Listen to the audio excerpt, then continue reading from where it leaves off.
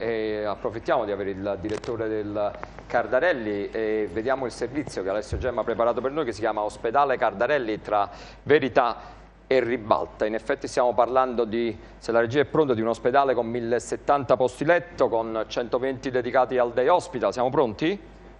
Ecco il servizio. L'organizzazione, le attrezzature, la professionalità è a un livello altissimo. Adesso l'ospedale è quasi nell'80% ristrutturato. Quando ho aperto il padiglione Palermo mi ero illuso, ma neanche illuso. Speravo, confidavo nel fatto che questo aumento di posti letto mi potesse in qualche maniera equilibrare questo fenomeno delle barelle che dura da anni.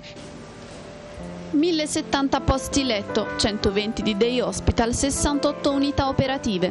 La grandezza deriva dai numeri. L'ospedale Cardarelli è il rifugio sanitario del Mezzogiorno. Tra barelle in corsia e presunti santoni trovi soprattutto santi con i camici bianchi. Oltre 10.000 ricoveri nel solo mese di gennaio e una media di 600 visite al giorno di pronto soccorso. Tra i napoletani e il Cardarelli c'è sempre stata un'attrazione fatale e come nei grandi amori non mancano gli effetti collaterali.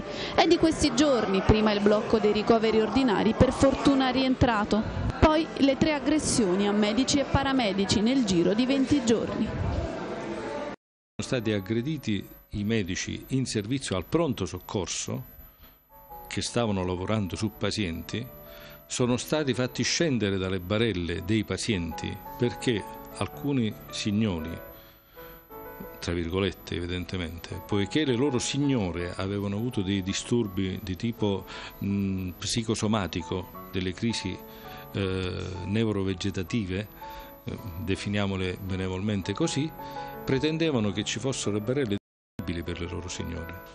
Il medico che lavora terrorizzato dalle aggressioni, dalle violenze, dalle prepotenze, alla fine è costretto a lavorare in uno stato di disagio.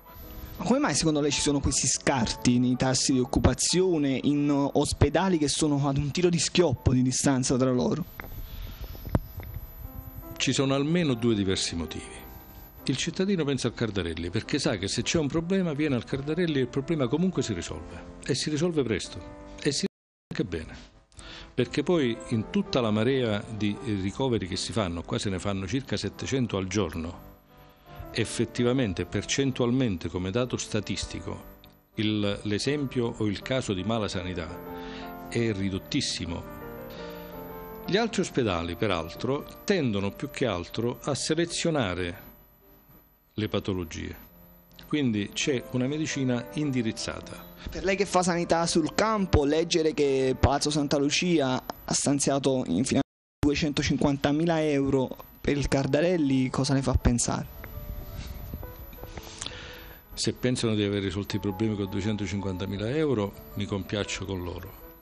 Le cose sì, stanno in un modo diverso da quello che vogliono far credere.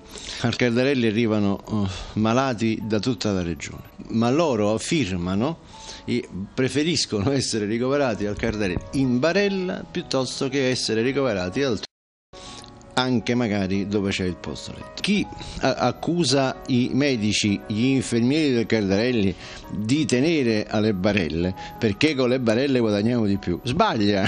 Io non è che guadagno di più, io ho sempre quella quantità di denaro, per cui come vede sforiamo col budget.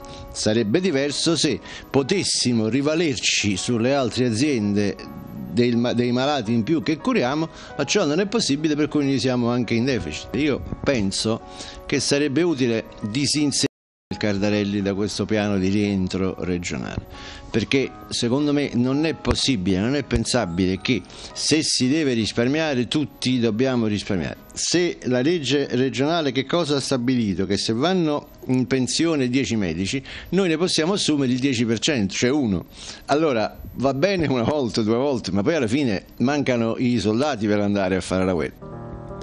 Dietro la ribalta e i flash indiscreti c'è la verità di chi combatte ogni giorno per la vita altrui, nel deserto di politiche adeguate e risorse necessarie.